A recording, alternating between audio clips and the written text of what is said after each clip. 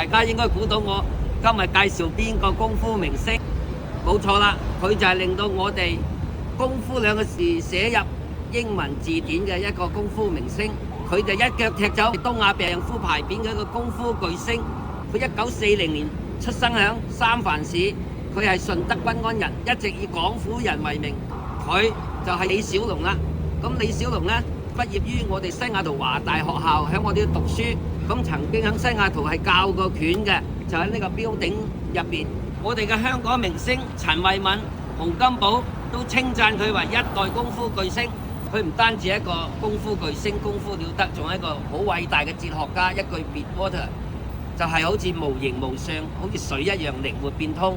今日咧，我哋廣府團隊咧喺度接待一個中國嘅內地演員，最成功扮演李小龍形象嘅李勝強先生。好，大家跟住我哋鏡頭 ，Let's go 入去呢個標頂李小龍嘅紀念館，喺度用餐。李小龍咧曾經喺我哋西雅圖教過拳嘅呢個標頂咧，喺度教嘅青年會，教過好多人嘅功夫。喺西雅圖，我哋一齊入去懷念佢。Let's go。Hello。好啊！呢個大統飯店，李小龍嘅全國特型演員。謝謝。